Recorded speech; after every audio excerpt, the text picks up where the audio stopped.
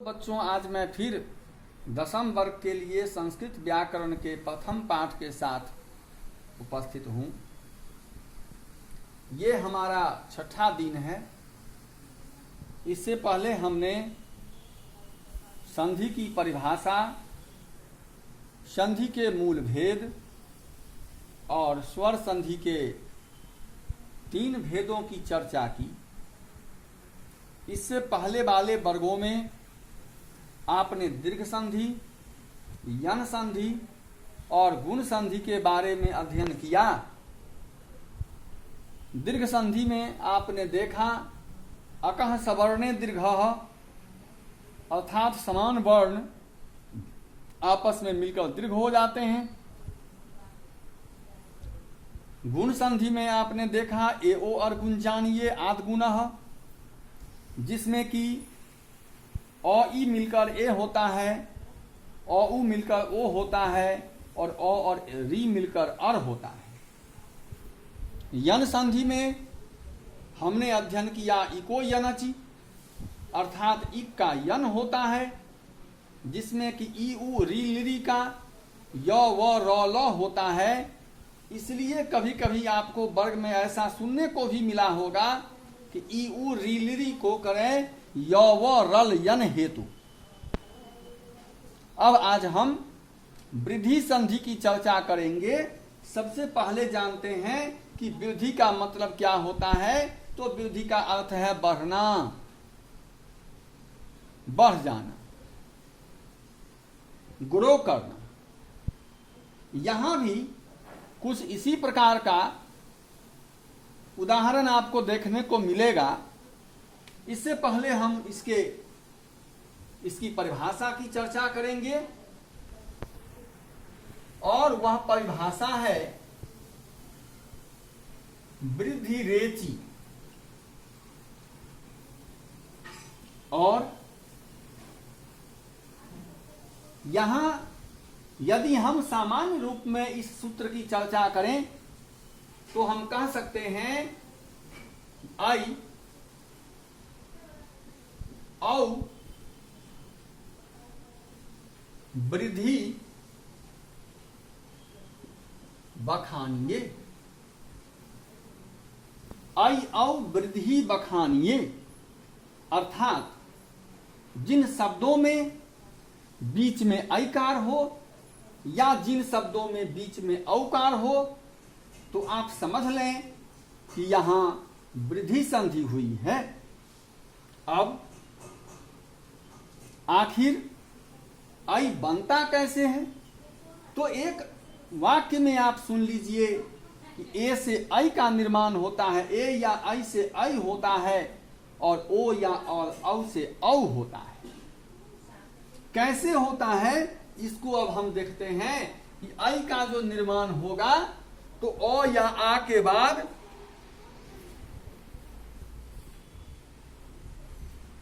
ओ या आ के बाद अगर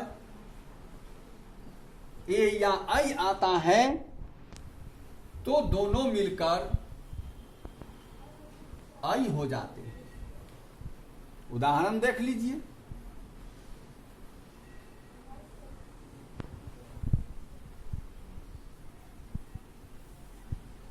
तेन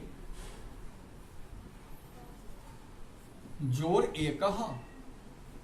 अब ध्यान दीजिए, प्रथम पद के अंत में अ है और दूसरे पद के शुरू में ए है। ये अ और ए मिलकर आई बन जाता है, तो ये बन गया तेनैकः। अब देखते हैं बच्चों कि यदि प्रथम पद के अंत में आ रहता है,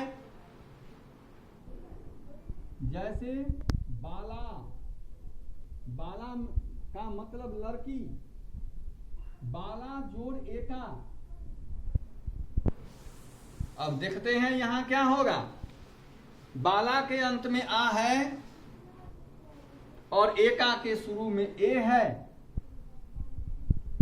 तो बाला के अंत का आ और एका के शुरू का ए ये दोनों मिलकर ऐ हो जाते हैं और वह ऐकार लौ पर लग जाता है, शब्द बन जाता है बालैका।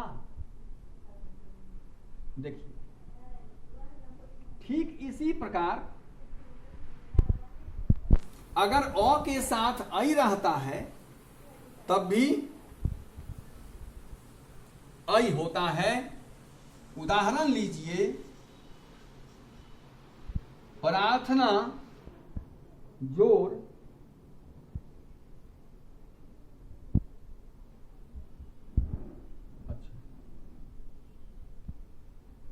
प्रार्थना जोड़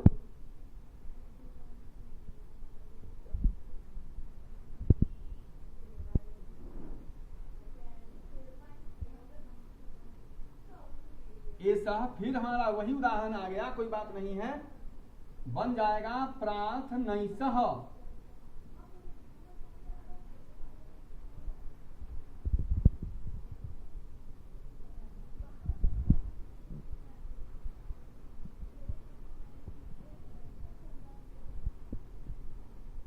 दूसरा उदाहरण ईश्वर जोड़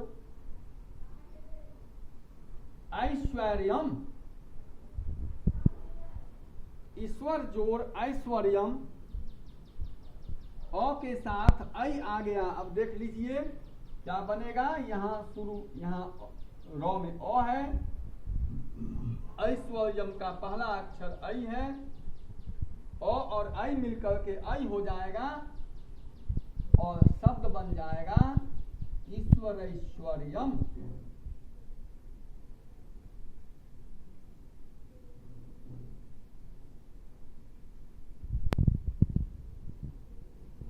ईश्वरैश्वर्यम, ईश्वर जोड़ ऐश्वर्यम, अ के साथ ऐ आ गया तो ऐ बन गया। ठीक इसी प्रकार हम देखते हैं कि अगर अ या आ के बाद ओ या औ आता है, अब हम औ को देखते हैं। अगर अ या आ के बाद ओ या औ आता है तो दोनों मिलकर औ हो जाता है। जैसे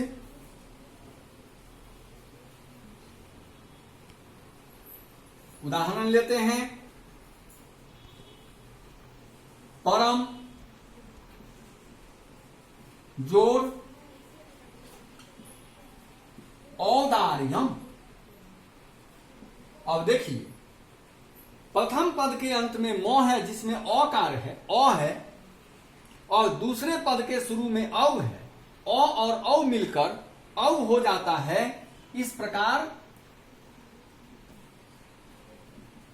अ और औ मिलकर औ होता है। इस प्रकार परम जोड़ औदार्यम, परमोदार्यम,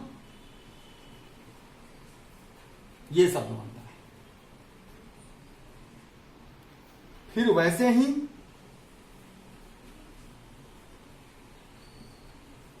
महाजोड़ ओजह। अब देखिए महाजोड़ ओजह, महा में अंत में आ है, ओजह के शुरू में ओ है, आ और ओ मिलकर फिर औ होता है। इस प्रकार ये बन जाएगा महोजह। इस प्रकार हमने देखा कि इस वृद्धि संधि में अगर अ या आ के बाद ए या ऐ होता है तो दोनों मिलकर ऐ हो जाते हैं। लेकिन यदि अ या आ के बाद ओ या औ होता है तो दोनों मिलकर औ हो जाते हैं। आज हम इतना ही रखते हैं। That's all.